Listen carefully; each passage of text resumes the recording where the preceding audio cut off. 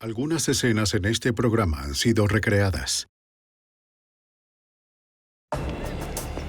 ¡Oye! ¡Ven aquí! ¡Rápido! ¡Sube al auto! Luego de que un oficial fuese avaliado a quemarropa, un asesino psicótico condujo a los investigadores a través del medio oeste de los Estados Unidos. Nadie sabía dónde atacaría de nuevo el pistolero, aun cuando la lista de sus asesinatos y secuestros crecía. El FBI y la Policía Estatal comenzaron una carrera contra el tiempo para rescatar la zona central de los Estados Unidos de este asesino trastornado. La evidencia se acumula, no hay sospechosos evidentes. Asesino en serie fugitivo. Ted Kaczynski es arrestado.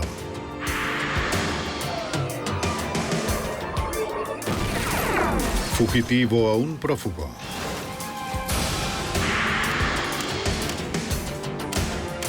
Los archivos del FBI. Un pequeño pueblo sin crímenes fue estremecido hasta sus cimientos por la llegada de un peligroso extraño. Algunos asesinos son fríos y calculadores, otros son impulsivos, impredecibles y difíciles de atrapar. Soy Jim Castro, exdirector del FBI en Nueva York. Atrapar a este asesino requirió a un equipo SWAT y a un analista, quien determinó que no se rendiría sin dar pelea. Sin remordimiento. A las 8 de la mañana del lunes 22 de septiembre de 1986, un oficial de la policía condujo hacia la casa de un sujeto en libertad condicional en un vecindario de clase media-baja a las afueras de Indianápolis, Indiana.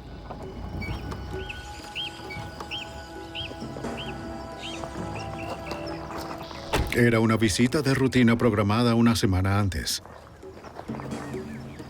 El agente de libertad condicional Thomas Gall debía recolectar una muestra de orina de su ex convicto para verificar ilícitos de drogas.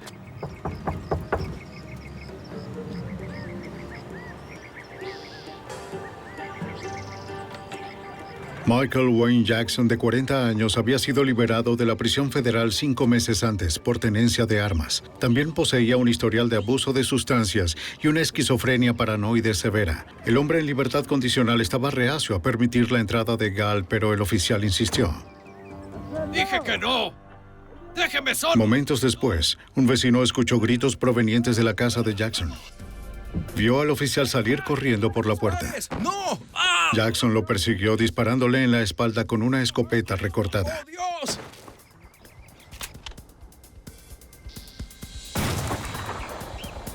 El disparo final lo hizo a quemarropa. El vecino llamó a la policía mientras vigilaba lo que Jackson haría después. ¿Un residente? Le dijo a la operadora del 911 que el ex convicto reapareció llevando el arma aún. Pero ahora vestía una gabardina oscura y se dirigía a su camioneta verde. La policía de Indianápolis se apresuró a ir a la casa del asesino esperando atraparlo antes de que llegara lejos.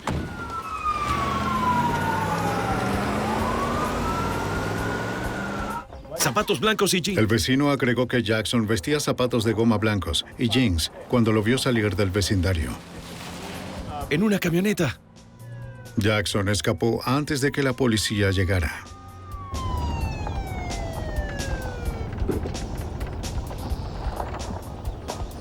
La policía llamó al FBI, pues el agente de libertad condicional era un oficial federal.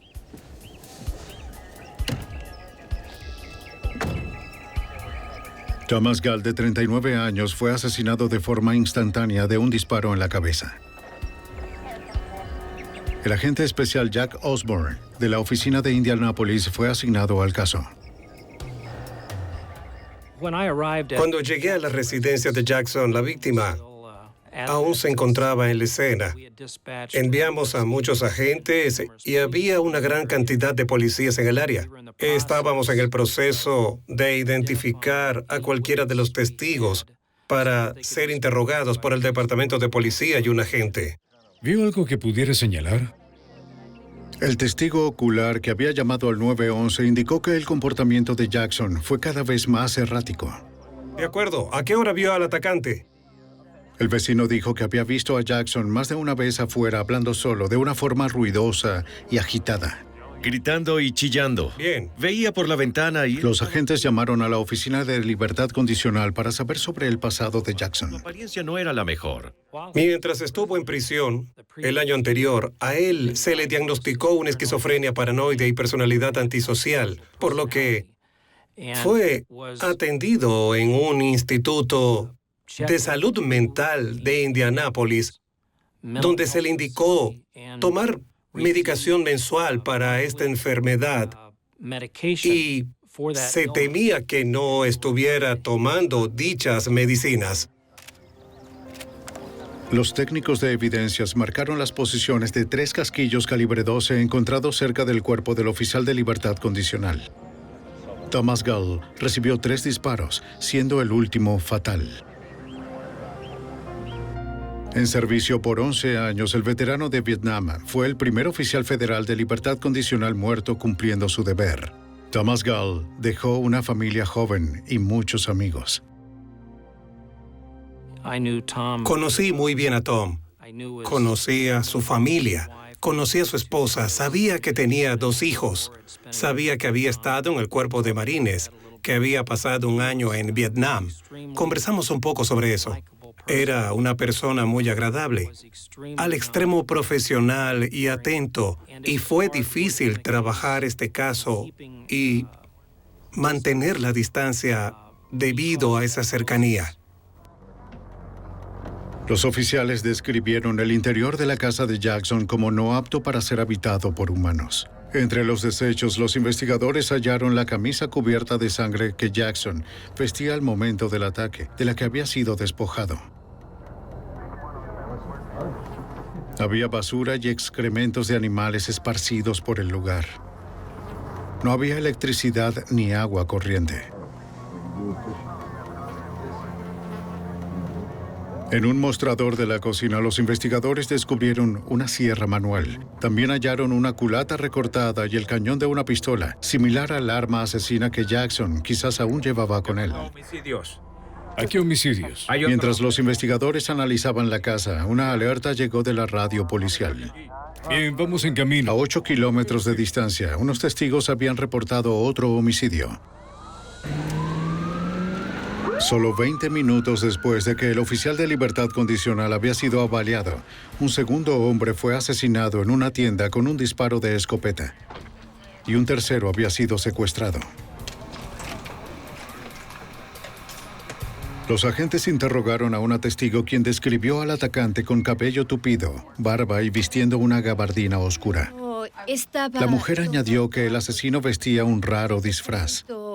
Algo raro en su... Los testigos de la tienda indicaron que el individuo entró al local llevando un arma de fuego, pero tenía algo en su cara. Los testigos pensaron que era grasa y quizás algo de pintura en aerosol en su cabello y su barba, lo que le daba un aspecto bastante extraño. Los agentes estaban convencidos de que era Jackson. Trataré de ubicar. Una testigo describió que a las 8:20 de la mañana el hombre armado de rostro plateado entró de pronto exigiendo dinero. Muy bien, que nadie se mueva. ¡Tú, sal de aquí! ¡Tú atrás! ¡Tú! ¡Ve allí y retira el dinero! De acuerdo, ¡Retira el eso hago, dinero! eso ¡Toma hago. el dinero! Lo hago lo más rápido, ¡Muévete! lo más En pánico, el hombre lucha para abrir la registradora, pero el pistolero no podía esperar. Oye, tú, vámonos de aquí. No queriendo irse con las manos vacías, el asesino obligó a un repartidor de pan a que lo sacara de la escena en su camión.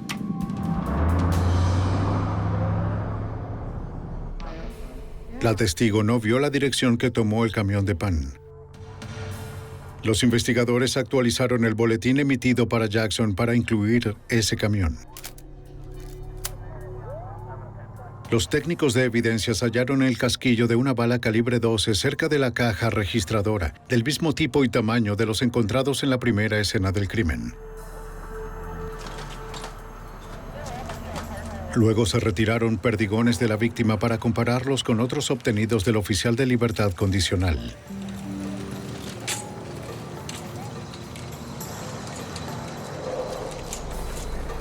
Los detectives examinaron la camioneta que Jackson había abandonado.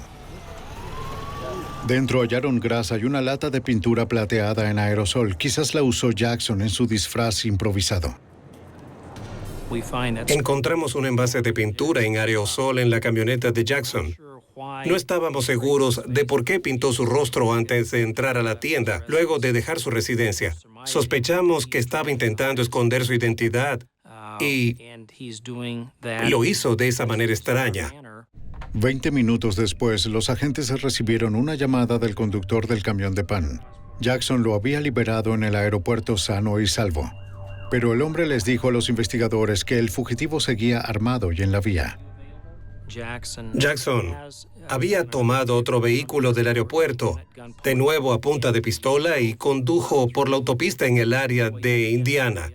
No pagó los $10 y 50 centavos por la gasolina en la estación de servicio. Y estuvo en un vehículo que nos describieron y había una mujer en ese vehículo. Tal como el hombre del camión del pan, la mujer fue liberada poco después y llamó al 911. Pero una segunda mujer no fue tan afortunada. A eso de las 9 de la mañana, una joven madre regresaba a su residencia en los suburbios de Indianápolis. Luego de hacer unas compras, mientras sacaba las bolsas en la entrada, Michael Wayne Jackson emergió de una camioneta roja robada en el aeropuerto. Oye, ven aquí. Ven aquí. Sube al auto. Sube al auto.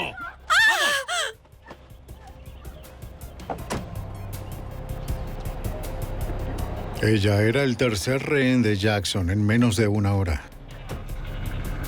Jackson la mantiene cautiva por más de 60 minutos conduciendo con el arma en su regazo. ¡Solo déjeme salir! ¡Cállate! ¡No vaya a lastimarme! ¡Solo déjeme salir! ¡Ya basta! ¡No me lastime! Ella le rogó que la dejara ir, pero él se negó. ¡Ya cállate! No era posible razonar con el enloquecido fugitivo. ¡No me lastime! ¡Está bien! ¡Déjeme ir, por favor! Ella le preguntó sobre lo que tenía en su rostro, porque su rostro estaba manchado con grasa y aceite y tenía pintura. Y él no le dio ninguna explicación, pero sí le dijo que si no hacía lo que él le decía que hiciera, la mataría. La mujer entendió que tenía pocas opciones. Cuando el auto bajó la velocidad, saltó de él.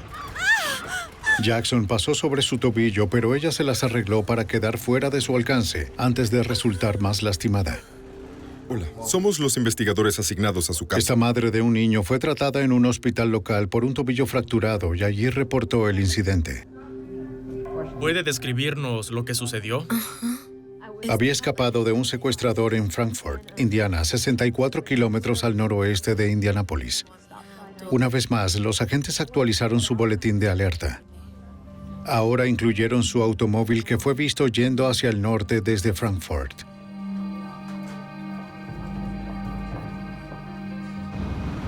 Los investigadores tuvieron problemas para predecir el próximo movimiento de Jackson. Recopilaron con rapidez información sobre su pasado intentando ganar ventaja.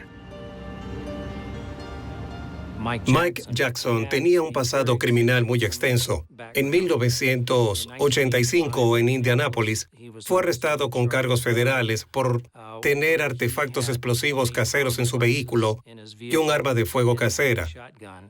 Por esto, recibió una sentencia de 1 año en una prisión federal y se encontraba bajo libertad condicional de 3 años por ese delito en aquel momento. Jackson también había entrado y salido de instituciones mentales gran parte de su vida.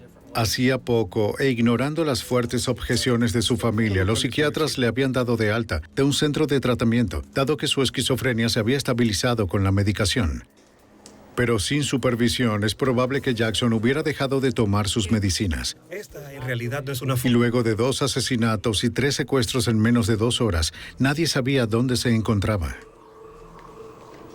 Esto nos ayudará. Estábamos en el proceso de resolver esto, así como de intentar notificar a todas las personas de emergencia del lugar y del estado de Indiana, así como contactar a otras jurisdicciones para que nos ayudaran a localizar a Jackson. Sabíamos qué vehículo había robado en Frankfort, Indiana, y esperábamos que aún estuviera en ese automóvil y que no fuera a causarle más daños a nadie en el corto plazo. Pero para las autoridades ya era tarde. A las 10:15 de la mañana, Jackson decidió que de nuevo debía cambiar de auto. Irrumpió en el hogar de una madre con su hijo en Frankfort, Indiana. ¡No te muevas, niño! ¡Levántate! Jackson le ordenó a la mujer que buscara las llaves del auto, o si no, los mataría a ella y a su hijo. ¡Trae tu bolso! Levántate, niño. ¡Dame esas llaves! Ella obedeció. ¡Las llaves! ¡Muévanse! ¡Vamos! ¡Sube al niño al auto! En menos de 2 horas, Jackson había secuestrado a su cuarta y quinta víctimas. ¡Vamos, deprisa! El asesino estaba tornándose cada vez más osado y agresivo. Los agentes debían encontrar alguna forma de atraparlo antes de que sus últimas víctimas terminaran asesinadas. ¡Fuera de aquí! A las 10:30 de la mañana del 22 de septiembre de 1986, Michael Wayne Jackson, de 40 años, ya había asesinado a su oficial de libertad condicional y al dueño de una tienda. Luego secuestró a 5 personas más. Todo esto en menos de 2 horas y media. El FBI y la policía de Indiana creían que el asesino estaba viajando hacia el norte desde Indianápolis, pero su paradero y su destino seguían sin conocerse. ¡Vamos! ¡Deprisa! Armado con una escopeta recortada y su rostro pintado de plateado, los investigadores pensaron que Jackson estaba sufriendo un episodio psicótico luego de dejar de tomar sus medicamentos. Digas una palabra. El fugitivo se vio por última vez en Frankfort, Indiana, donde había secuestrado a una madre y a su hijo de su propia casa.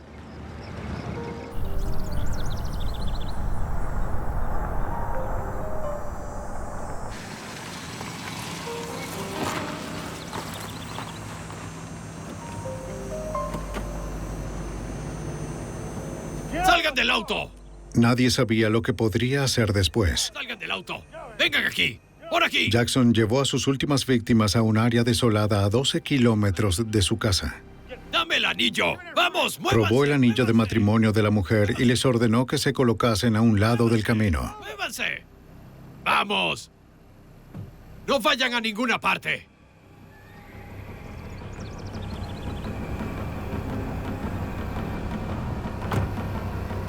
Aunque la mujer y su hijo sobrevivieron sin daño alguno, fueron 20 minutos hasta el teléfono más cercano antes de que ella pudiera reportar el último paradero conocido del asesino. En las oficinas del FBI en Indianápolis, 3 horas luego de iniciarse la serie de crímenes de Jackson, el agente especial Jack Osborne introdujo una orden federal por asesinato contra el fugitivo.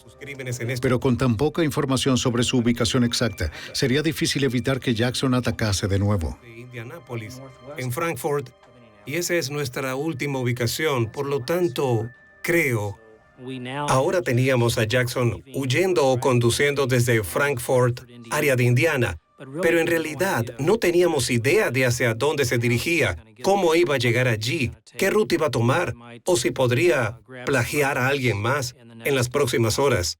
Esta es nuestra quinta ubicación. Dado que los patrones de viaje y de crímenes de Jackson eran tan aleatorios, los agentes expandieron la búsqueda y alertaron a todos los oficiales terrestres del FBI en un radio de 1,200 kilómetros que incluía Cleveland, Chicago y St. Louis. Si podemos abarcar a todo el estado, también a todas las fuerzas del orden, en particular a lo largo de la Interestatal 65. También contactaron a la madre del fugitivo en Jackson, Mississippi, pero no tenía idea de a dónde podría estar dirigiéndose su hijo. Los investigadores mantuvieron informados a los medios. Para el mediodía, la foto de Michael Wayne Jackson se encontraba en todos los noticieros del área de Indianápolis. 6 horas después, el fugitivo apareció cerca de St. Louis. Había viajado 482 kilómetros al suroeste hasta las cercanías de O'Fallon, Missouri. Los oficiales locales recibieron reportes de 2 residentes que habían sido secuestrados por un hombre de rostro plateado con un arma. Una descripción de su auto con placas de Missouri se añadió a la lista como el más reciente de los vehículos robados por Jackson. Hay que conducir unas 5 horas desde Indianápolis hasta San Luis. Así que, en la tarde del lunes 22 de septiembre, las fuerzas del orden locales y estatales en Missouri, luego de que habían recibido nuestros boletines, notificaron al Departamento de Policía y a nuestra oficina que creían que Jackson se encontraba allí porque había intentado secuestrar y robar el vehículo de 2 personas distintas en esa área. Poco más tarde, en un camino rural, un tercer residente de O'Fallon conducía desde el trabajo hacia su casa, cuando vio el auto de su esposa con el sospechoso al volante. El hombre no sabía que Jackson había asesinado a 2 personas ese mismo día. ¡Oye! El hombre con el rostro plateado, cabello tupido y barba se negó a detenerse. Cuando los autos se acercaron en una intersección, el asesino sacó su arma.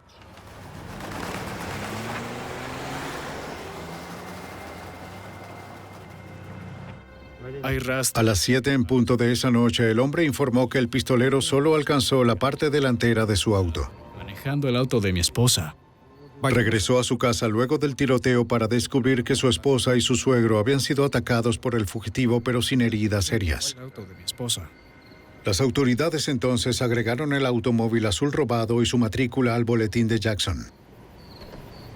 Era el 7º vehículo secuestrado en menos de 12 horas.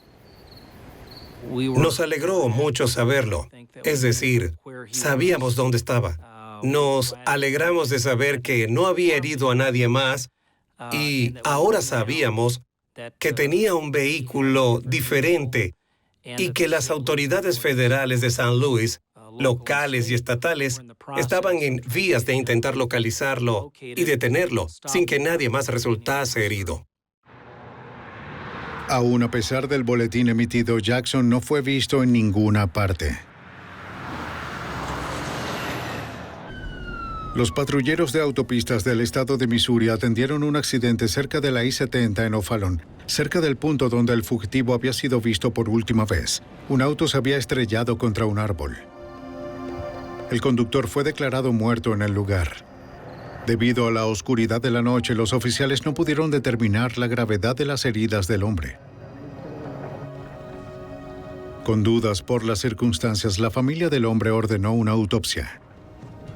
El forense determinó que el hombre había recibido un disparo en la cabeza desde una corta distancia, a través de la ventana del conductor con un arma calibre 12, el mismo tipo que Jackson había utilizado para asesinar a su oficial de libertad condicional y al dueño de la tienda. Los forenses enviaron los perdigones al laboratorio de la Policía Estatal de Indiana para que pudieran compararlos con los demás. Tomaría varios días conocer los resultados. Las patrullas del área intensificaron la vigilancia en busca del fugitivo armado.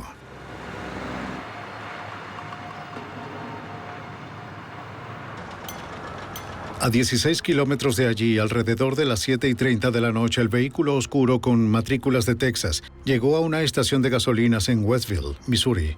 Jackson había plagiado su 8º vehículo y tomó a su conductor como rehén. El empleado no estaba al tanto de la búsqueda y no supo qué decir del hombre con el rostro plateado. Cuando el fugitivo pagó la gasolina, el empleado notó un arma de fuego en su regazo y que había sangre en sus manos. Gracias.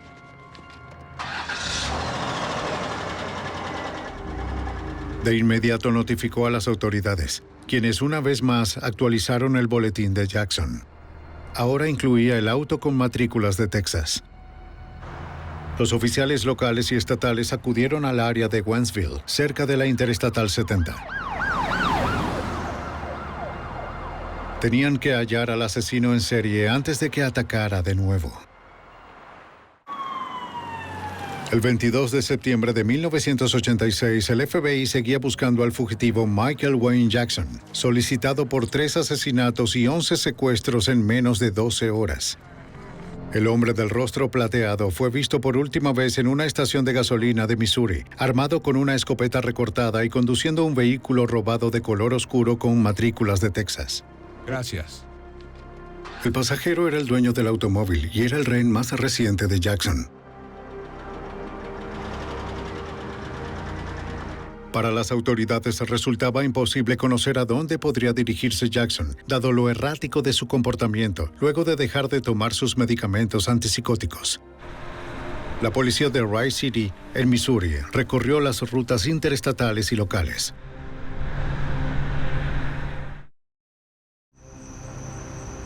A las 9:15 de la noche, el jefe de la policía del pueblo y un sargento vieron a Jackson solo en el vehículo robado.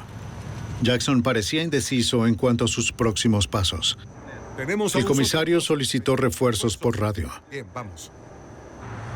No llegaron a tiempo.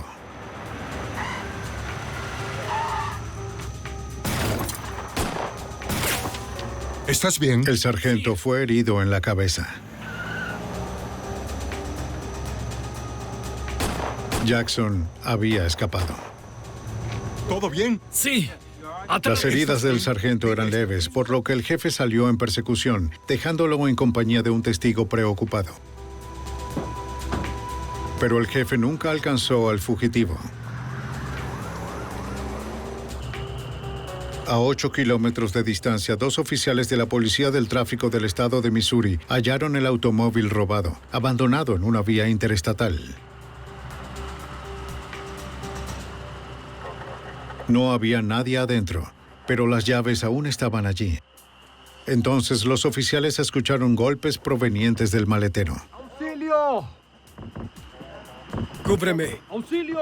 ¡Auxilio! ¡Aquí! ¡Estoy atrapado! Cuidado. Se prepararon para lo peor. ¡En la cajuela! Mantenga la calma. Allí. ¡No! ¡Esperen! ¡Esperen! Bien, salga con las No manos estoy en armado, alto. esperen. Solo hallaron al aterrorizado dueño traumatizado pero sin heridas. Habían robado su identificación, por lo que la policía lo revisó para asegurarse de que no estuviese armado. Permítame su identificación. Describió a su secuestrador con el rostro plateado y armado con una escopeta recortada. No tenía idea de a dónde había huido el hombre, pero parecía que se había llevado su arma, dado que la policía no la encontró en el auto. El FBI y la policía local se desplegaron sin saber qué dirección había tomado el fugitivo, o si ya había secuestrado a su siguiente víctima. A pesar de las horas de búsqueda, no hallaron rastros del pistolero, según el agente especial encargado del FBI en St. Louis, Hal Helteroff.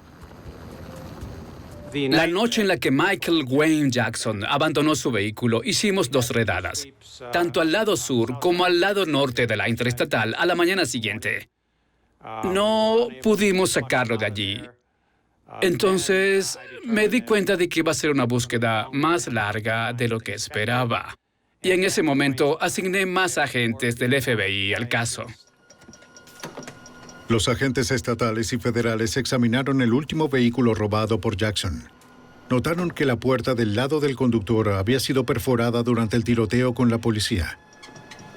Como no hallaron los casquillos, parecía que Jackson había recibido los disparos en las costillas. El hecho de que Jackson abandonó el vehículo momentos después podría explicar la falta de sangre en el asiento. Una teoría era que estaba herido y que tal vez se había dirigido al sur de la interestatal, que yacía en el suelo en alguna parte y no podía levantarse por estar herido o muerto. Se estableció un puesto de mando central en Rice City para coordinar el trabajo de búsqueda. Y el vehículo fue robado aquí y recuperado en O'Fallon, Missouri. El área alrededor de la interestatal abarcaba cientos de hectáreas de tierras de cultivo y bosques. ¿Alguna descripción de ese automóvil? Cubrirla toda requeriría cientos de personas, vehículos y bloqueos de vías por 24 horas. Lo que estamos tratando Para el sargento de patrullaje del estado de Missouri, Don Biselli, nadie estaría a salvo hasta que Jackson fuera encontrado. de vías. La información que obtuvimos de la oficina sobre el pasado de Jackson aumentó nuestra preocupación por la seguridad de los habitantes de Rice City y de la de nuestros oficiales.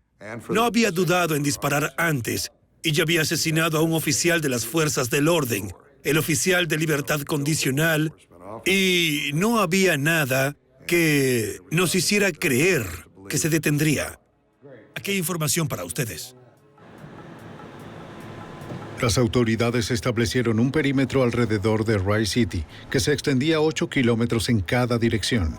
Los residentes de una población de 1.200 habitantes se despertaron para encontrar a su comunidad saturada con fuerzas del orden, buscando a un asesino armado e inestable. Con una tasa de homicidios de 0 y una actividad criminal mínima en todo sentido, los pobladores estaban atemorizados. Se vieron forzados a cerrar sus puertas con seguro por primera vez y muchos dejaron a sus hijos en casa sin enviarlos a la escuela. Tuvimos que empezar a alertar a la comunidad acerca de que teníamos a un sospechoso en el área que era muy peligroso y a pedirle a la gente que nos mantuviera informados si veían a alguien con la descripción de Jackson.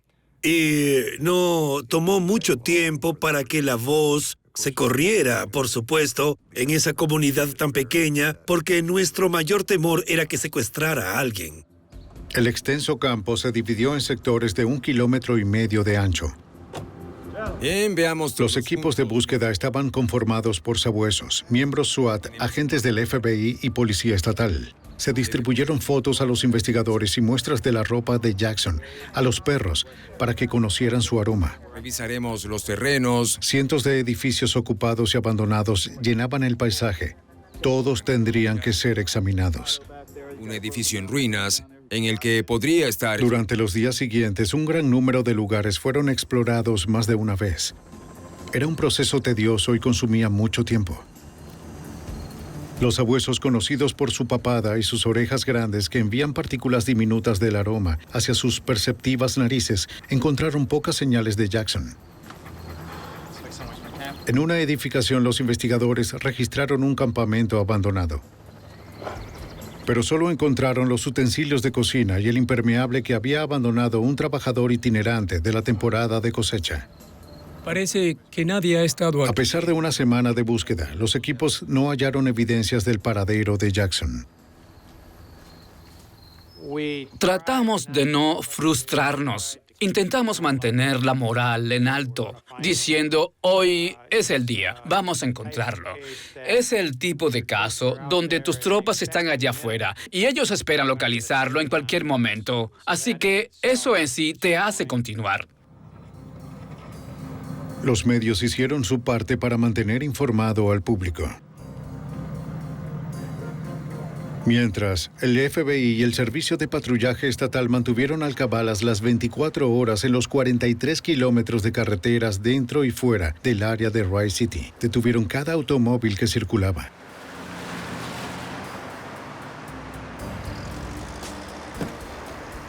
Uno de los hombres que detuvieron dijo ser el sobrino del fugitivo. Dijo que había oído acerca de la búsqueda y que quería ayudar. Les dijo que su tío podía sobrevivir por su cuenta en los bosques y que era posible que Jackson vistiera equipo blindado que tenía en su poder. Aquí está mi tarjeta. Eso podría explicar cómo Jackson había sobrevivido al disparo de un policía que parecía haber impactado sus costillas.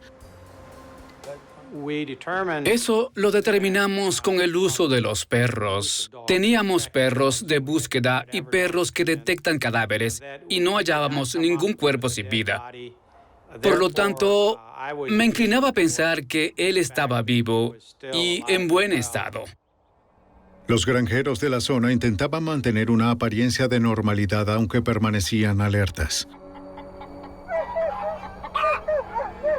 A una semana de la búsqueda, una mujer vio al fugitivo barbudo con su gabardina oscura llevando un arma. Llamó a la policía de inmediato, pero el hombre desapareció antes de que llegaran las autoridades. 7 días después de que Michael Wayne Jackson hubiera dejado su casa en Indiana, el asesino en serie continuaba libre. El FBI sabía que debían encontrarlo antes de que él hallara a otra víctima. Para el 28 de septiembre de 1986, había transcurrido una semana de la búsqueda del fugitivo armado Michael Wayne Jackson, solicitado por múltiples asesinatos, secuestro y por herir a un oficial de la policía. El criminal de 41 años había sido visto por última vez armado y a pie en la zona rural de Rice City, Missouri. A pesar de la búsqueda masiva, el FBI y los investigadores locales no encontraban señales del paradero del asesino.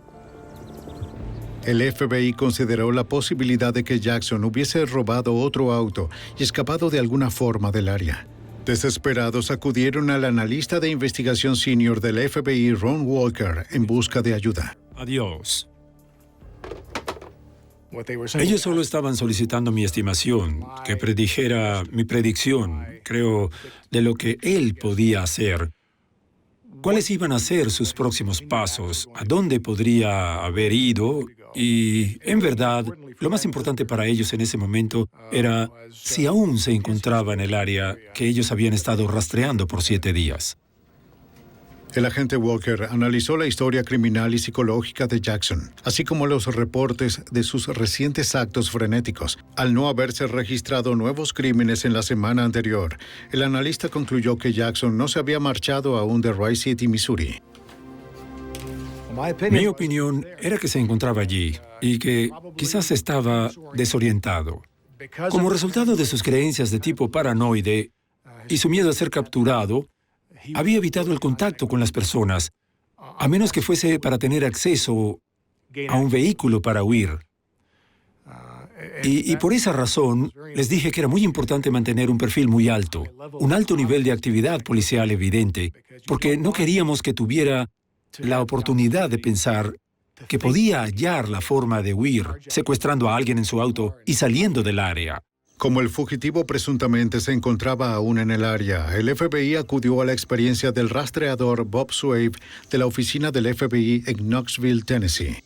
Swave era conocido por haber hallado al asesino de Martin Luther King Jr., James Earl Ray, luego de haber escapado de la prisión de Tennessee en 1976. Los agentes esperaban que el renombrado rastreador pudiera localizar a Jackson, con base en las pocas pistas para las que estaba entrenado a descifrar. Muy pocas veces encuentras una buena huella. Debes aprender a interpretar las alteraciones que haya en el suelo y la cosa más pequeña que sea peculiar, como una hoja volteada, un palo allí o una pequeña rama que alguien pisó y la aplastó o la rompió. Gracias a décadas de experiencia, Swave pudo distinguir la diferencia entre los rastros animales y los humanos. Por la profundidad de sus pisadas, la forma como las ramas del césped cambian alrededor de ellas y la temperatura de su superficie. Mientras los animales con frecuencia dejan rastros de su calor corporal luego de descansar, el calor del humano es absorbido en su mayoría por la ropa o los zapatos, evitando que el calor escape. Pero como la búsqueda de Jackson había sido tan exhaustiva, encontrar su rastro representaba un desafío único, aún para el experimentado rastreador.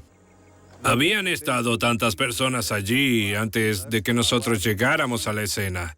Es decir, había tal vez 200 o 300 oficiales de policía o oficiales de la fuerza del orden, dispersos en toda el área, buscando antes de que nosotros siquiera llegáramos a la escena, así que eso lo hizo difícil. Entonces, el 29 de septiembre de 1986, un residente de Rice City confirmó lo que el analista había sospechado. Reportó que habían irrumpido en su casa de huéspedes. No habían robado nada, pero halló un espejo roto, afeitadoras desechables usadas y un envase de sopa abierto. Los técnicos de evidencias recolectaron vello afeitado del lavamanos, salpicado con pintura plateada. Parecía que Jackson había cambiado su apariencia una vez más. Después de 9 días de búsqueda, los agentes temieron que Jackson hubiera podido evadir los controles con su nuevo aspecto. El agente especial Jack Osborne tomó medidas para alertar al público en general. Jackson fue incorporado a las listas de los más buscados del FBI el 1 de octubre para obtener exposición a nivel nacional. Una búsqueda en St. Louis y en Wright City había continuado por muchos días. Había sido visto, pero no sabíamos en dónde se encontraba. Y pensábamos que si había publicidad, siendo él una persona tan peligrosa, eso nos ayudaría a localizarlo en caso de haber salido del área de St. Louis o de Wright City. El 2 de octubre, los investigadores regresaron a una edificación que habían revisado una semana antes. Aún estaban allí los materiales para acampar que ya habían visto, pero ahora faltaba un artículo, un impermeable azul. Se preguntaron si era de Jackson y si habría regresado a buscarlo ahora que las noches se estaban haciendo más frías. Sentí que probablemente iba a buscar alguna edificación abandonada para esconderse, solo para guarecerse del clima. Estábamos lidiando con un hombre que había estado huyendo, sin comida ni agua, hasta donde sabíamos, que estaba bajo un estado alterado, elevado de ansiedad emocional y psicológica y excitación. A nivel físico, podía estar muy, muy debilitado, así como mentalmente. A medida que el equipo se acercaba al granero que habían registrado antes, el rastreador notó la huella húmeda de un zapato deportivo que apuntaba hacia el interior. Jackson había sido visto por última vez usando zapatos deportivos. Los investigadores no estaban seguros de cuándo era la huella, ni de si era de Jackson. Sabíamos que allí había estado el equipo SWAT, y no sabíamos con certeza si era su propio rastro o si eran nuestros. Parte del lodo se había secado un poco, otra parte aún estaba húmeda, indicando que eso tenía quizás unas 8 horas. Un disparo resonó desde la parte alta. Un miembro del equipo escapó sin daños, pero otro quedó atrapado abajo. Cuando el disparo pasó sobre mi cabeza, por supuesto que hubo disparos de perdigones por todo el granero. Creo que ninguno de nosotros resultó herido, pero miré a mi izquierda y vi a uno de los rastreadores saltar dentro de una caballeriza. Sin conocer la ubicación exacta del pistolero, no podía llegar hasta la puerta sin exponerse como un blanco fácil. Jung. ¿Sí? Dado que el rastreador no tenía radio, los investigadores le hablaron a través de las paredes. Bien. Él confirmó que no estaba herido y describió el espacio interior para que el equipo pudiese planificar el rescate. No había otra salida, salvo la puerta principal. Supe que la salida del caso de Jackson sería una muy violenta. Vi tal vez que se generaría una situación de barricada con tiroteo, donde sería asesinado por la policía.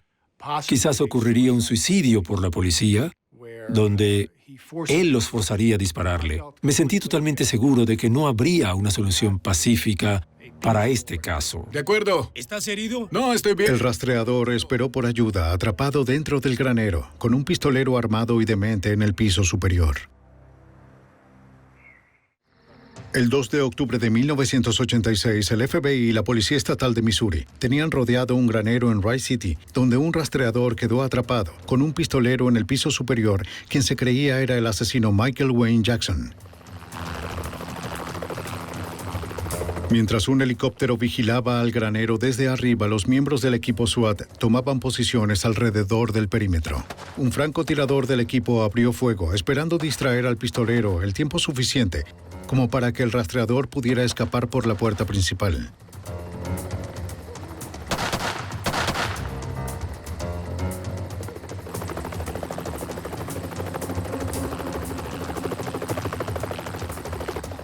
La táctica funcionó.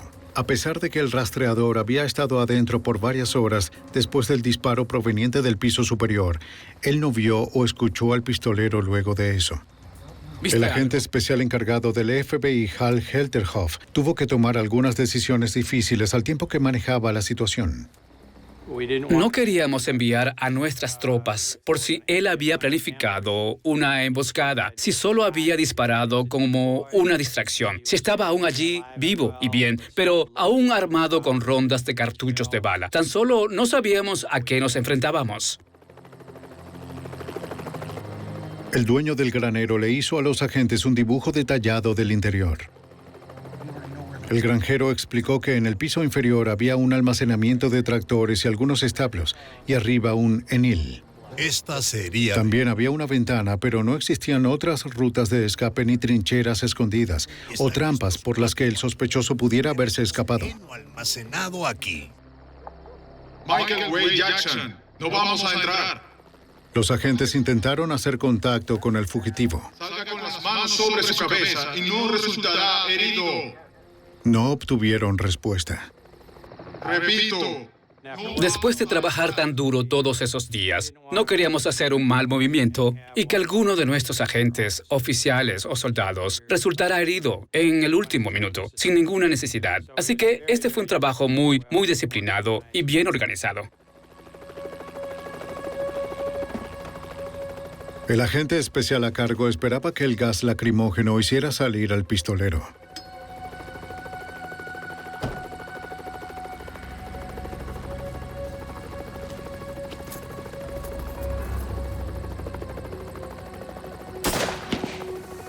Dispararon cápsulas de gas lacrimógeno no inflamable hacia el piso superior.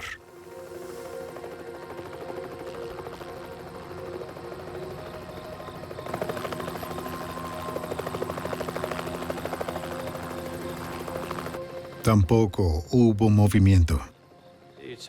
Estaba oscuro e intentábamos definir el movimiento táctico que debíamos hacer. Un asalto, o debíamos esperar hasta la mañana siguiente, o el amanecer, o la luz del día.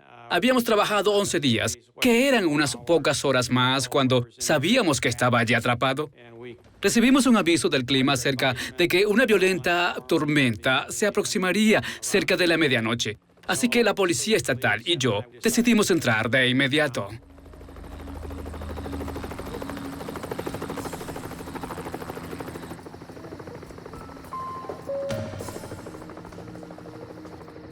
Equipados con lentes de visión nocturna, los miembros SWAT recorrieron el espacio oscuro y sombrío.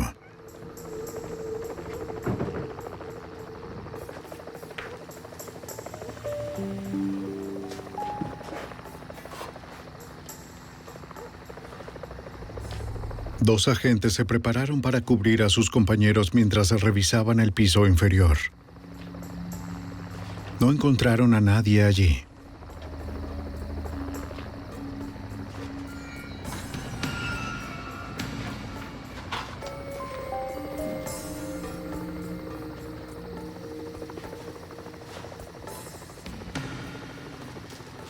No tenían forma de saber si el asesino estaba esperando agazapado o si aún estaba allí en realidad.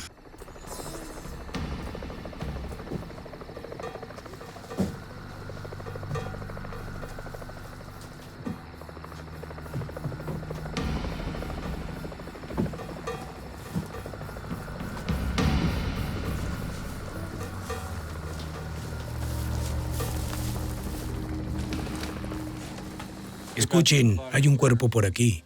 Muy pronto obtuvieron la respuesta. Yaciendo entre las pacas de heno, encontraron a un hombre que sostenía un arma de fuego y que parecía ser Jackson. ¿Es él?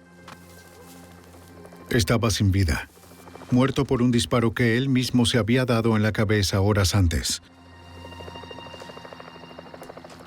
Los agentes necesitaban confirmar su identidad. Dije, tomemos sus huellas digitales. Y trajimos a un experto examinador de huellas digitales del FBI a la escena con las huellas que se conocían de Michael Wayne Jackson. Él tomó sus huellas digitales y nosotros luego esperamos su evaluación. Y al fin anunció, sin dudas coinciden, es Michael Wayne Jackson. Y en ese momento, todos nos sentimos aliviados. No encontraron equipo blindado en el asesino, pero como había predicho el analista del FBI, Michael Wayne Jackson prefirió morir antes que rendirse. 11 días después de que Michael Wayne Jackson hubiera asesinado a su oficial de libertad condicional y comenzara su ola de crímenes, el pueblo de Rice City, Missouri, podía sentirse a salvo de nuevo. Podría haber terminado mucho peor, según el sargento de patrullaje del estado de Missouri, Don Biselli. Sentí alivio por la población. Nadie más iba a resultar herido allí. Nadie en esa comunidad tendría que preocuparse nunca más por Michael Wayne Jackson. A raíz del sacrificio de Thomas Gall, los oficiales de libertad condicional ahora tienen la opción de portar armamento de protección. El agente especial del FBI, Jack Osborne, era cercano a Gall y a su familia, y aún sigue lamentando su pérdida. Como un oficial de las fuerzas del orden, pienso que algo de ti muere cuando las personas cercanas a ti sufren. Tom era cercano a mí personalmente. Tom era un amigo. No solo era un amigo personal, sino que era un amigo de nuestra oficina. Nuestra oficina lo conocía y trabajábamos de manera muy cercana con él y la Oficina Federal de Libertad Condicional. Por haber perdido la vida en el cumplimiento de su deber, la Oficina de Libertad Condicional de Indianápolis fue rebautizada en memoria de Thomas Gall. Esto permitió a los amigos y colegas expresar de una manera más permanente las significativas contribuciones de Gall, su carácter ejemplar y el afecto profundo y duradero de la agencia hacia su persona.